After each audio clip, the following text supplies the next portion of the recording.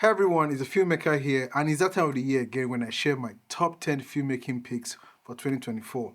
Everything I've mentioned in this video was either provided by a brand or bought with my own money. Just because I love this gear doesn't mean I don't love others I've reviewed this year. In fact, the camera I'm using to film this episode didn't make the cut, and I've used this camera 98% times here in my studio shooting, but these are the lucky few that made it to the list this year.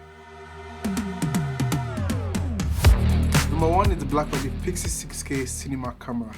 The camera Blackmagic calls the world's most riggable camera. This camera is my absolute top pick. I've been a Blackmagic fan for ages because they make some of the most affordable cameras that produce stunning images. Just attach a good lens to it and you're golden. They don't have image stabilization, but you can use gyro stabilization in DaVinci Resolve, which is usually pretty good. They also don't have continuous autofocus, but DJI LiDAR system can help with that, especially on cine manual lenses. I'm hoping Blackmagic will release the Pixis Pro, whatever name they give it, with built-in variable ND filters and buttons that light up in the dark, and maybe an additional smaller reference screen on top. Number two is the Sigma 18-35mm f1.8 EF lens. This is my most used lens. It's the lens I'm currently filming this episode with. I accidentally dropped it on my camera and broke the front ring, but luckily it was still functional and autofocusing perfectly. I kept using it for years and eventually bought another to replace it. It has a wide aperture of 1.8 and can be a bit noisy when autofocusing, but it works great with my Sony a7 IV and the Sigma MC11 adapter. But I'm still thinking of getting maybe an f1.4 so I can get my background a lot more blurry. For number three, I've got my trusty Godox light. These are the Godox M100, which is my key light, the ML62, which is the light just there, and the TL60 RGBW tube light just right there. They are my go-to lights for recording my YouTube landscape videos like now and portrait videos for social media. I have other lights in the studio that give me different colors and power, but these Godox lights are the ones I use most because I can control all three of them with the Godox mobile app at once, and I already have a preset set for when I'm shooting for YouTube that can easily switch on and off with the tap of the screen. Next up is the 𝐳 Micro 2 Plus slider. It's a slider you see just right there, and that's the Blackmagic 6K Pro on it. I've been using this slider to get most of the B-roll shots you've been seeing on my YouTube videos and Instagram reels, and it's probably my most used filmmaking gear in the studio. It made it to the top filmmaking gear of 2023 and it's now on my list for 2024. The power drain on this slider isn't bad at all, and although I've had to replace the rubber belt twice, once when my toddler threw it over, it's been tough. I also have the rotating and pan head for in case I need to make the most complex shots like tracking while panning at the same time, while rotating at the same time, keeping like the subject or object in the center. Number five is the Small Rig and Film Riot Combo Toolkit. This is a toolkit that every filmmaker must have with them at all times. That's it. Do you see it well? So that's it. There are several other types out there, but the cool thing about this one is that you can lock the different tools so they don't move when you're trying to unscrew or screw things. Let me show you. So it's locked now. Even though having this position is not moving. The only way I'll move this is if I press and rotate.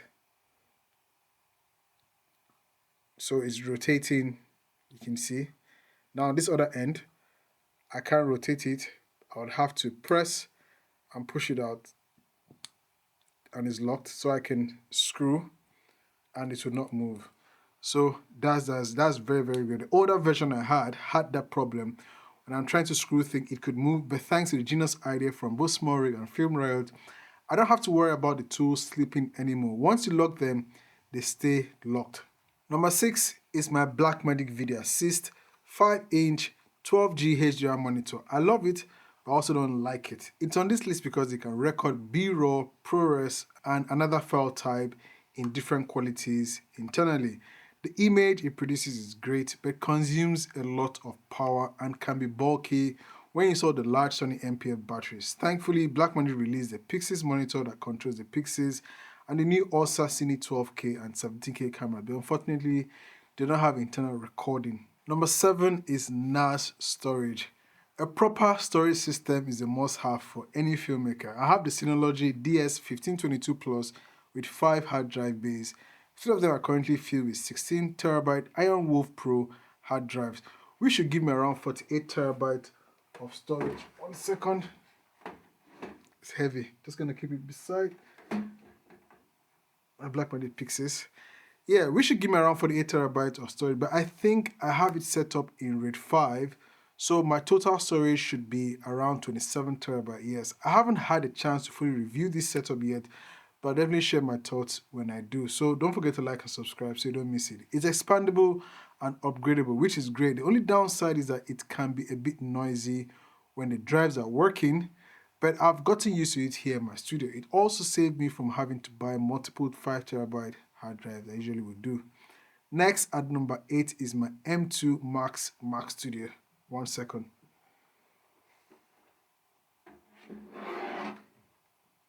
Yeah, I had everything disconnected for this video. So number 8 is my M2 Max Mac Studio. Before I got my hands on the M2 Max Mac Studio, I'll be using the M1 Max laptop with 32 gigs of RAM for about 3 years.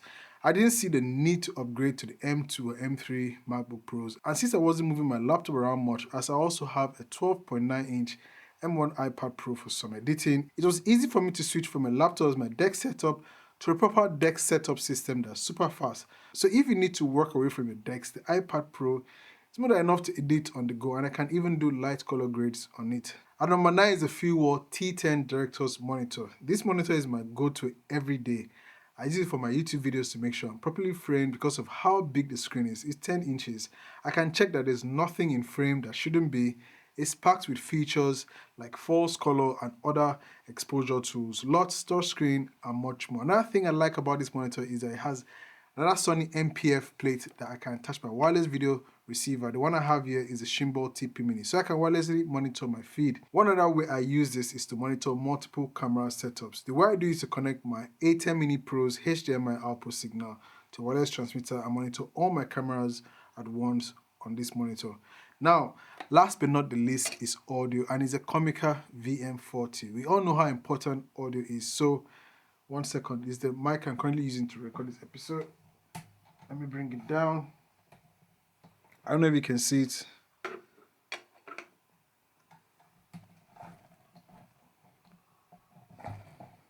Yeah, so that's the Comica VM40. I'm going to take it back up again. Make sure it's out of frame.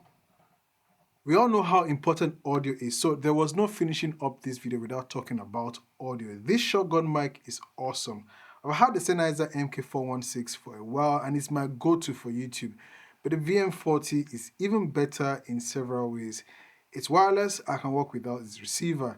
It can record directly to its body with a high pass and low cut filter, and the best part is that it's got 32-bit float. That's a huge upgrade from the 416. And guess what? You can get this whole setup with its dead cat filter and other connections for just $250. That's hard to beat, right? So that's it for my top 10 filmmaking gear picks for 2024. I hope you find this helpful. I know I didn't include my Sony a7 IV, which I've used a ton this year and I'm currently filming this episode on. It's a great camera, but these were the ones that stood out for me in their different categories. I've reviewed every item that I've mentioned, so you can check it out in the description below if you're interested. Remember, every new video keeps us connected. It's a filmmaker. Don't forget to hit the like and subscribe button. I'll see you in the next one.